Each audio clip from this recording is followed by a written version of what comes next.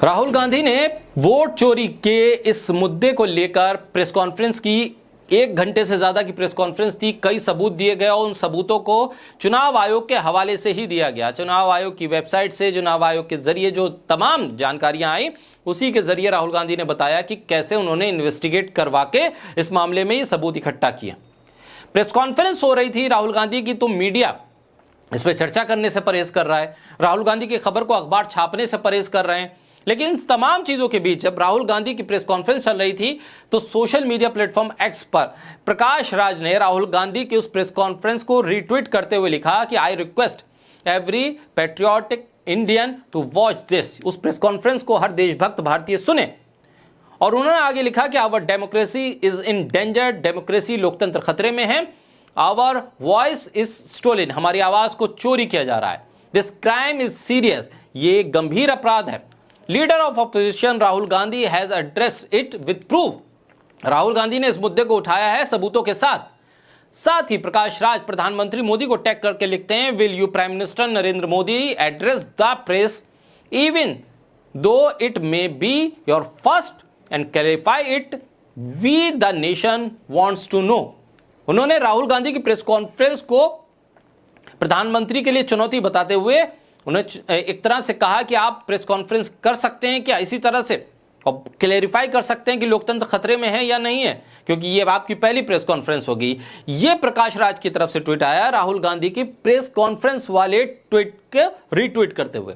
आदित्य ठाकरे ने, शिवसेना उद्धव गुट के नेता हैं आदित्य ठाकरे, उन्होंने लिखा, which ever political ideology you belong to, if you are a true patriot, true Indian, you must watch Rahul Gandhi exposing the election commission today।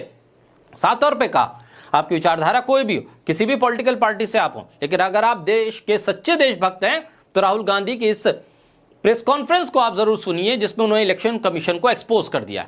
उन्होंने आगे लिखा, we have long said that the election commission has ensured that India the last few years has not had a free and fair election.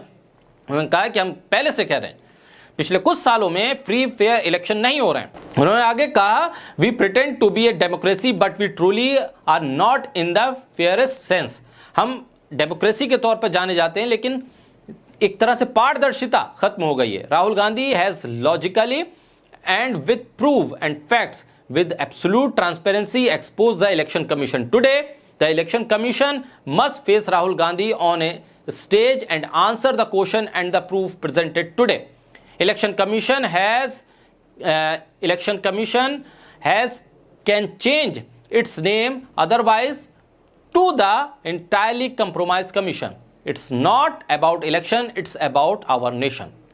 सीधे तौर पर देशभक्ति, लोकतंत्र और देश से जोड़कर प्रकाश राज और आदित्य ठाकरे ने ट्वीट किया। साफ तौर पर आदित्य ठाकरे ने कहा कि आइडियोलॉजी कुछ भी हो, आप पार्टी किसी भी तरफ से हो, लेकिन राहुल गांधी की प्रेस कॉन्फ्रेंस को आप देखिए कि उन्होंने किस तरह से प्रूफ दिए, सबूत दिए और सवाल पूछे चुनाव आयोग। अब चुनाव आयोग में क्या हिम्मत है कि वो जवाब दे पाएगा, क्योंकि हम चुनाव तो करा रहे हैं साल दर साल, लेकिन ट्रांसपेरेंसी खत्म हो गई है, पारदर्शिता नहीं है, फ्री एंड फेयर इलेक्शन नहीं हो पा रहे हैं। डेमोक्रेसी के लिए यह खतरा है। अगर हम डेमोक्रेसी को मजबूत करना चाहते हैं तो हमें फ्री एंड फेयर इलेक्शन की जरूरत है।